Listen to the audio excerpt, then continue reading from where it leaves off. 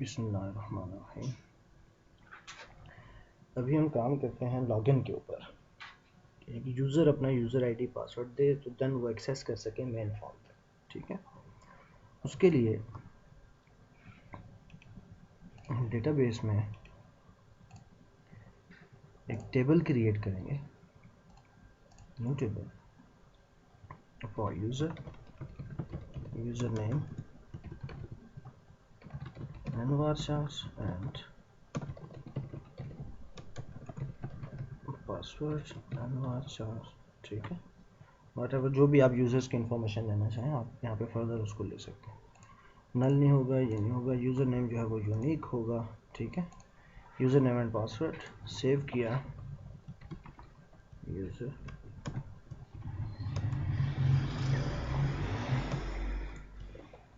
Login या user या employ या वट एवर जो भी आप रखना चाहें। ठीक है, मैंने कह दिया लॉगिन। तो हमारे पास एक टेबल क्रिएट हो गया लॉगिन का। इसके अंदर हम कुछ डेटा इंसर्ट कर देते हैं मैनुअली। ठीक है, मैं कहता हूँ एडमिन यूज़र। ठीक है, दो हमारे पास यूज़र्स आ गए, एडमिन एंड यूज़र। ओके, अब हम आते हैं फ्रंट एंड पे। यहाँ पे हम एक फॉर्म क्रिएट कर लेते हैं। ठीक है, फॉर्म हम यहाँ से ले लेते हैं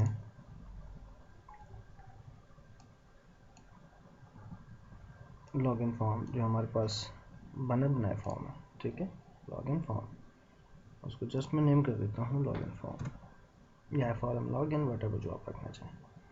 ठीक है, मैंने लॉगिन फॉर्म ले लिया तो हमारे पास लॉगिन फॉर्म क्रिएट हो गया, यूज़र नेम पासवर्ड हो गया, कैंसिल। अब हमने सेकंड स्टेप क्या करना है कि प्रोजेक्ट की प्रॉपर्टी में आना। पहले हमारे पास क्या आएगी, स्प्लैश स्क्रीन। उसके बाद हम कहते हैं क्या आए, लॉगिन फॉर्म आए। ठीक है, and save. Okay, login form में हमने क्या करना है कि यूज़र जब ओके करे तो यहाँ पे बाय डिफ़ॉल्ट उसने कुछ कोड लिखा हुआ है ब्ला ब्ला ब्ला, हम इसे कहते हैं कि इसको क्लोज ना करें। ठीक है, कैंसिल के ऊपर क्लोज कर दे। ठीक है, या एग्जिट कर दे, एप्लीकेशन डॉट एग्जिट। ठीक है, जो भी आप करवाना चाहें। ओके के ऊपर क्या करें, वही सिंपल वे करते हैं जो हमने लास्ट लेक्चर में पढ़ा। मैं इसे कहता हूँ एक हमें कमांड चाहिए। ठीक है, dim sql command as a new sql client.sql command। ठीक है, तो यहाँ पे मैं इसे कहता हूँ me.sql command text। ठीक है, जो भी हमारा कमांड टेक्स्ट होगा हम यहाँ पे कमांड टेक्स्ट दे देंगे। me.sql command type equal to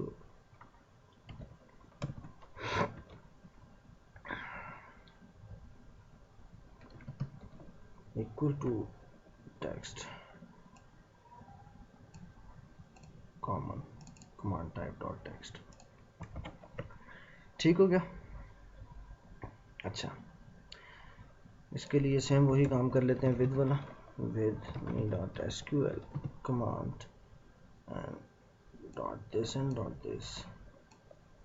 इसको मैं ख़त्म कर देता हूँ और इसको भी ख़त्म कर देता हूँ। उसके बाद क्या हो कि क्या करें, dot connection equal to class 1 dot SQL connection. ठीक है, अगर कनेक्शन ओपन नहीं है, if not class 1 dot connection dot state equal to open, not open. अगर ओपन नहीं है तो क्या कर दे, class 1 dot SQL connection dot open.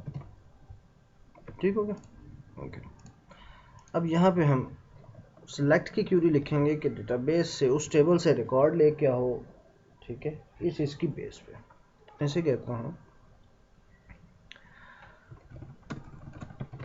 select static from login where username equal to @ username and password equal to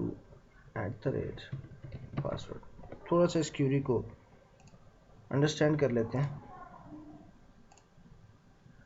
new query by6 select static from login। ठीक है, cache को रिफ्रेश कर देता हूँ। ठीक है, तो हमारे पास आ गया एडमिन एंड पासवर्ड। अगर मैं यहाँ पे कहूँ where user name equal to admin and password equal to क्या चीज़, यूज़र कर देते हैं। For example user name different है, पासवर्ड डिफरेंट है, तो वैल्यू कोई भी नहीं आएगी। ठीक है, अगर मैं यहाँ पे और कर दूँ देन दोनों रिकॉर्ड आ गए, तो ये गलत है। ठीक है, तो इस वजह से मैंने वहाँ पे इसके लिए एंड इस्तेमाल किया, ताकि दोनों conditions user name and password both जो है वो लाइज कर रहे हो टेबल के अंदर, तो देन रिकॉर्ड आएगा। अगर कोई ना कोई रिकॉर्ड मिलेगा तो रिकॉर्ड आएगा, नहीं मिलेगा तो नल आएगा। ठीक हो गया, यही काम हमने यहाँ पे किया। मैंने से कहा select static from login where user name equal to user name and password equal to password. ठीक है, अब बात पैरामीटर्स की है। दो पैरामीटर्स आगे, parameter dot add with value.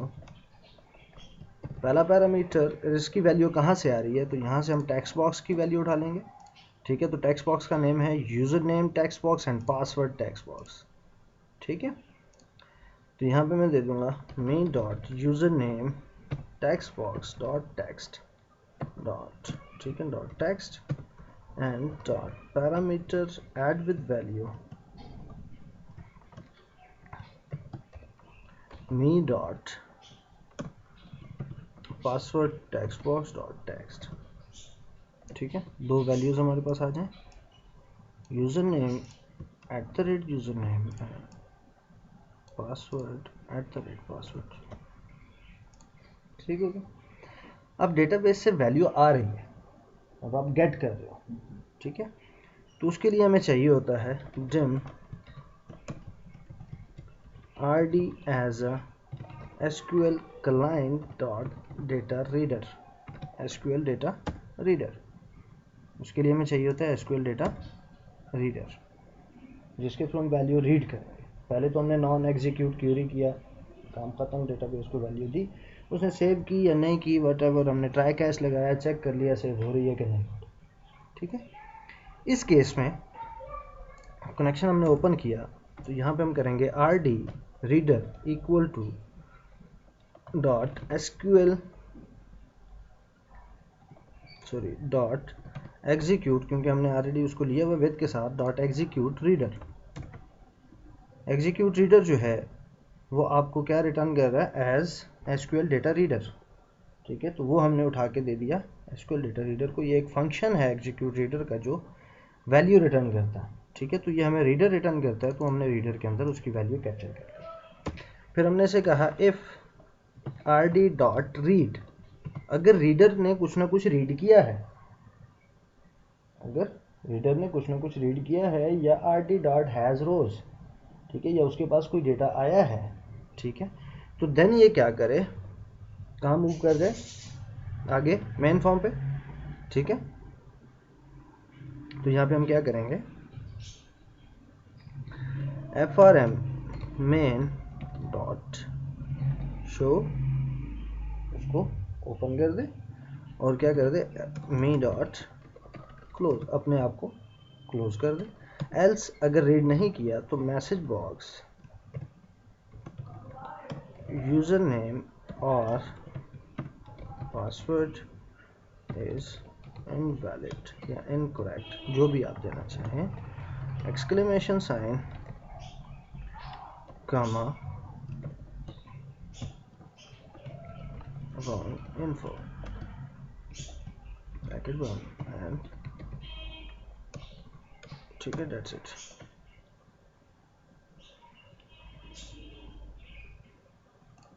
ठीक है, तो इस केस में हमने कहा पहले डेटाबेस में जाओ, क्यूरी एग्जीक्यूट करो इस हिसाब से, फिर उसके बाद हमने चेक किया कि रीडर अगर वैल्यू मिल जाती है, रीड कर पाता है, तो मेन फॉर्म शो हो जाए और अपने आप को क्लोज कर दे। एल्स मैसेज बॉक्स शो कर दे कि यूज़र नेम या पासवर्ड गलत है, आई कांट गेट एनीथिंग।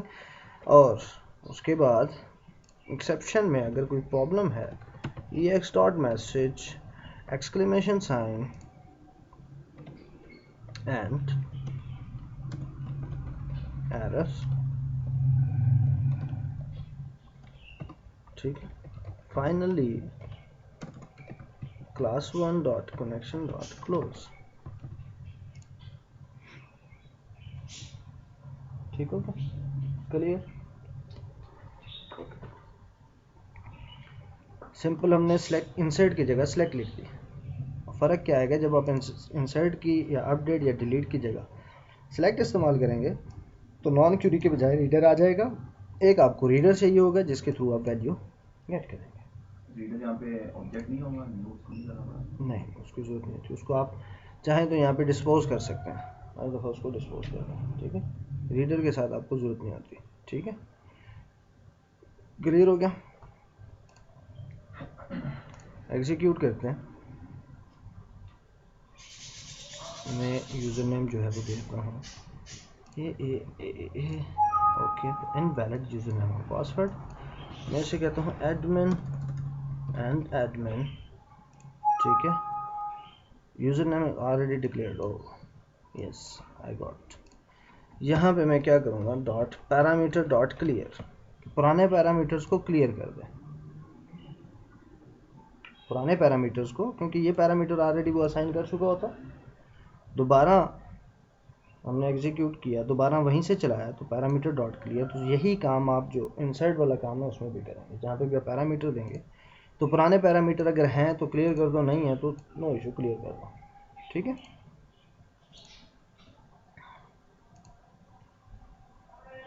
मैंने यहाँ पे से कहा, अब ये जगह जगह चेंज करके आ रहा है, कभी राइट कभी लेफ्ट, तो इसकी एक ये प्रॉब्लम भी हल करते हैं कि भाई एक जगह पर हो, ठीक है। तो मैं इसे कहता हूँ सेंटर स्क्रीन, स्क्रीन के सेंटर में आना चाहिए, ठीक है।